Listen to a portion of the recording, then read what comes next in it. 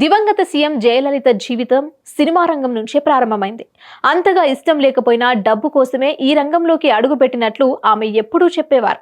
సినిమాల్లో స్టార్గా ఉన్నప్పుడే 1982లో రాజకీయాల్లోకి ఎంట్రీ ఇచ్చిన జయలలిత అక్కడ కూడా తన సత్తా చాటారు.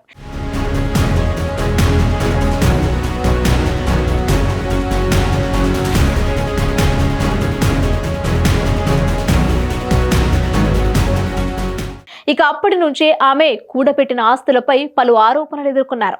ఇక ఇప్పుడు అవి మళ్లీ తెర మీదకొచ్చాయి. ఒకానొక సమయంలో తమిళనాడు దివంగత సీఎం జయలలిత నగలకు సంబంధించిన చర్చ రాజకీయ వర్గాల్లో బలంగా వినిపించేది.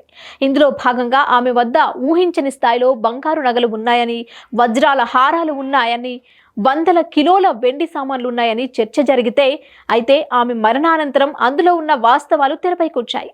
ఈ క్రమంలో జయలలిత నగలను వేలం వేయాలని నిర్ణయించారు. జరిమానా కట్టించుకోవడానికే ఈ పని చేస్తూ ఉండటం గమనార్హం. నిజమే, జరిమానా చెల్లించేందుకు జయలలితకు చెందిన 28 కిలోల బంగారు నగలను వేలం వేయనున్నారు. జయలలితకు కోర్టు జైలు శిక్షతో పాటు జరిమానా విధించింది. ఈ నేపథ్యంలో ఆమె మరణానంతరం ఆమె జరిమానాను చెల్లించడానికే ఈ పని చేస్తున్నట్లు తెలుస్తోంది. అసలు ఆ కేసేమిటి, ఈ జరిమానా ఎంత మొదలైన విషయాలు ఇప్పుడు చూద్దాం.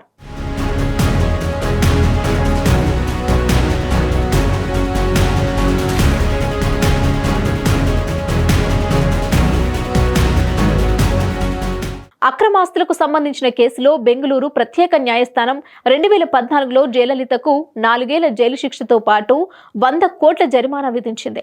ఇదే సమయంలో ఈ కేసులో ఆరోపణలు ఎదుర్కొన్న శశికళ, సుధాకరన్, ఇలవర్సీలకు తలో 4 ఏళ్లు జైలు శిక్ష, తలా 10 కోట్ల జరిమానా విధించింది. దీంతో ఈ తీర్పును సవాల్ చేస్తూ ఆ నలుగురు కర్ణాటక హైకోర్టులో అప్పీల్ చేశారు. ఈ టైంలో వీరి అప్పీల్ ని విచారించిన కర్ణాటక ఉన్నత న్యాయస్థానం ఈ నలుగురిని విడుదల చేస్తూ తీర్పు వెల్లడించింది. అనంతరం కర్ణాటక ప్రభుత్వం ఈ విషయంపై సుప్రీంకోర్టులో పిటిషన్ దాఖలు చేసింది. అయితే ఈ పిటిషన్ పై విచారణ జరుగుతున్న సమయంలో డిసెంబర్ 5, 2016న జయలలిత మరణించారు. ఈ నేపథ్యంలో బెంగళూరు ప్రత్యేక కోర్టు ఇచ్చిన 4 ఏళ్ల జైలు శిక్షతో పాటు 100 కోట్ల జరిమానా తీర్పుని సుప్రీంకోర్టు సమర్థించింది. అయితే ఆమె మరణానంతరం ఇంత భారీ మొత్తంలో ఆమె తరపున జరిమానా కట్టేందుకు ఎవరూ ముందుకు రాలేదు. దీంతో ఆమె ఆస్తులమ్మి జరిమానా చెల్లించేందుకు చర్యలు చేపట్టారు. ఇందులో భాగంగా ఆమె ఇంట్లో ఏసీబీ అధికారులు స్వాధీనం చేసుకుని కోర్టులో అప్పగించిన 28 కిలోల బంగారం, 800 కిలోల వెండి, వజ్రాల నగలను వేలం వేయాలని, అలా వచ్చిన నగదుతో జరిమానా చెల్లించాలని నిర్ణయించారు.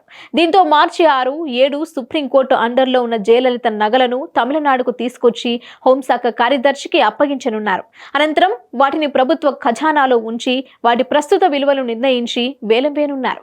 అయితే ఈ నగలే సుమారు 40 కోట్ల రూపాయల వరకు ధర పలకొచ్చని అంటున్నారు. ఇక మిగిలిన 60 కోట్ల రూపాయలను స్థిరాస్తులను వేలం వేయడం ద్వారా సమకూర్చనున్నారని అంటున్నారు.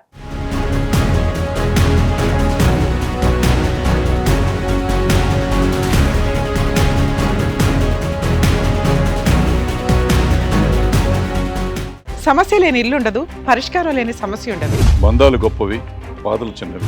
మీ సమస్యని మేము పరిష్కరిస్తాం. రండి, మాట్లాడుకుందాం.